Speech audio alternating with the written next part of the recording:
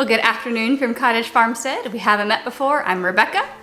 And last week I spent some time going over our 2023 garden, what worked, what didn't, and making plans for our 2024 vegetable garden. This week I'm going to turn my attention to our herb and flower garden. So our herb and flower terrace is set up more in an English garden style, which is what I originally wanted for our entire garden, but we changed our vegetable garden to make it more efficient in space usage rather than trying to force it into a system that was more for aesthetics than practicality. The herb and flower terrace, though, does not have those limitations, so we did a perimeter with 3 beds in the center.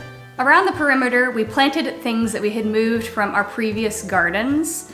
So we had a marshmallow root and some lilies and some herbs like oregano, a thyme plant, a rosemary plant. So we had a few things that we brought with us. And we definitely want to expand how many perennial flowers that we have in that perimeter, along with some culinary and medicinal herbs mixed in. Then in the center, we have 3 smaller beds that are going to be for my annual cut flowers. So things like zinnias, where you have to replant them every year. They don't overwinter. So one of the things that we learned last year with some of the heavy rainfalls that we had over the summer is that when we do have a heavy rain, there's a lot of washout of these beds. I had tried putting some rocks in and they got buried by the silt in this area, so we're hoping to make maybe some raised beds out of wood, at least on one side, to hold in the dirt, as most of the compost that we put down washed away, unfortunately. So we're gonna have to re-amend a lot of this garden this year as we begin planting things, especially the annuals. Since this house was a new build, there was no landscaping here, unlike previous houses that we've lived in where there was already some landscaping done for us. Here we're starting totally from scratch, which is really fun, but it's also very pricey to get some of the key landscape pieces you want in perennials in place. So we're gonna have to do it in stages. So last year I learned from someone who had to re-establish their gardens in a new location after they moved that one of her tricks was using sweet alyssum to fill in any of the gaps while she was saving up money to buy the different perennials and bushes that she wanted, as it's a great ground cover and filler, keeps the weeds down, but it's also beautiful and makes your garden look more established while you're waiting on getting your perennials and your shrubs to fill in. I've got my handy notebook again, so I'm gonna quick sketch up our herb and flower terrace, mark what we currently have, and make some plans for what we would like to add in the perennial arena this year, and then see how much sweet alyssum seed I'm going to need to fill in the gaps this summer.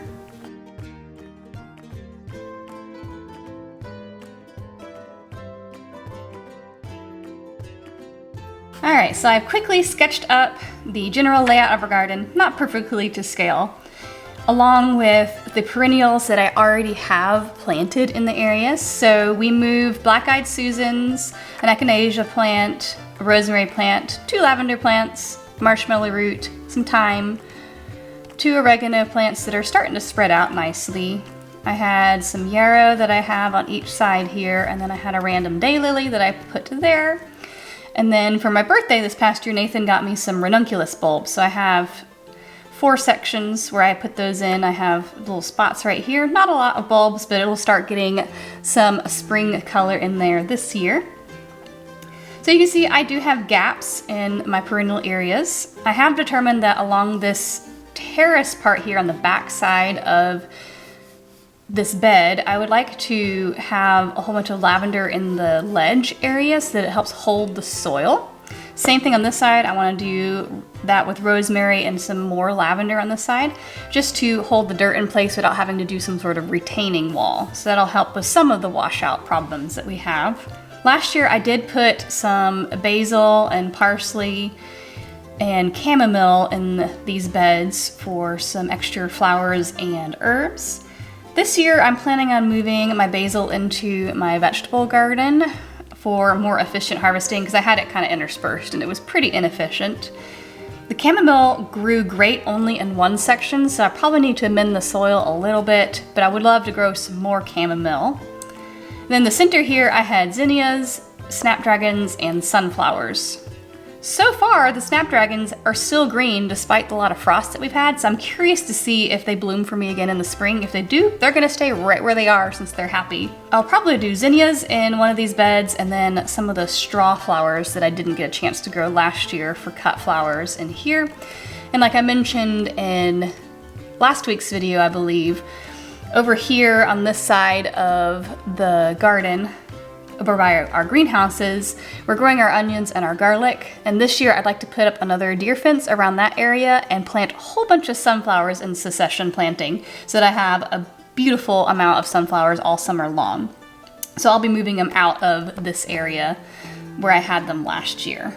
As you can see, I do have some gaps here. I had celosia grow in this little area last year. Couldn't get anything to grow there for me.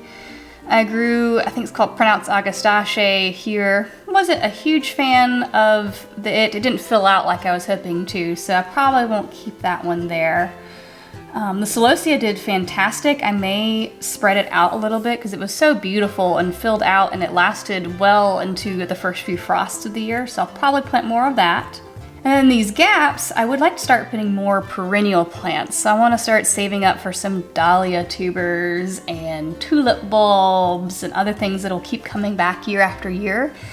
Maybe some roses, more echinacea, things that will come back year after year that I don't have to constantly be planting and repurchasing seed. This year, I don't have a huge budget for bulbs, so I'm going to be filling in a lot of these gaps with sweet alyssum, as I thought that was a fantastic way to make it look more established while it's actually getting established. So I went and grabbed my urban flower basket of seeds to go through it to see if I'm forgetting any seeds that I maybe bought in the last few years and I haven't planted yet that I might want to find a place for in my garden, and also to see if I have enough of the zinnias and straw flowers and celosia seed on hand to plant as much as I want to this year.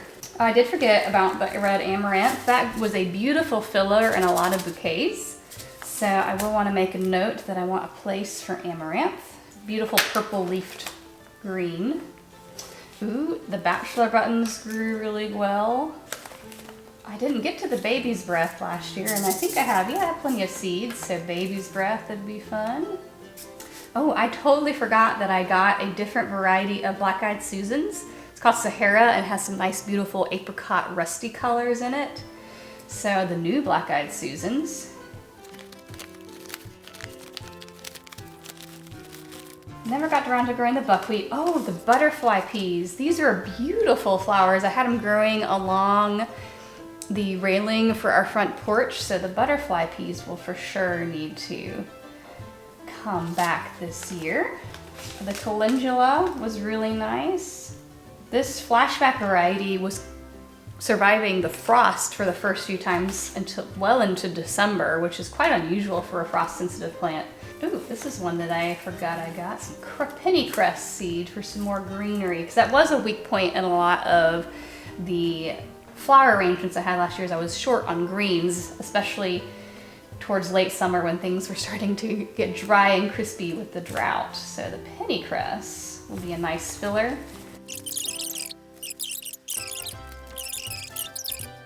So just as I suspected, I have a ton of flower seed on hand, so there's gonna be very few things that I actually need to purchase, which is a great thing to do before I start getting distracted by all the pretty new varieties in the seed catalogs, to make sure I don't actually already have the exact same seed when I thought it looked cool in last year's seed catalog.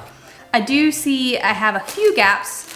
I don't have any sweet alyssum seed. I planted all of that a couple years ago and I don't have any more. My lavender seed is a little bit old and it looks like I am almost out of all my straw flower seed.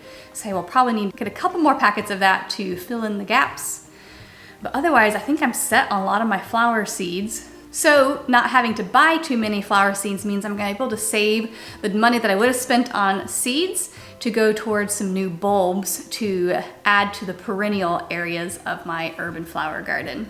Well, I hope you enjoyed seeing what I'm planning on growing in our flower and herb garden this year, and I'd love to know what you're growing in your garden and what has done really well for you. So be sure to comment down below, especially if there's some drought tolerant varieties, as that was one of our biggest problems last year, was just the lack of rainfall. So I'd love to know some varieties that do well down here in the southeast. Well, happy seed catalog browsing, and I'll catch you next time.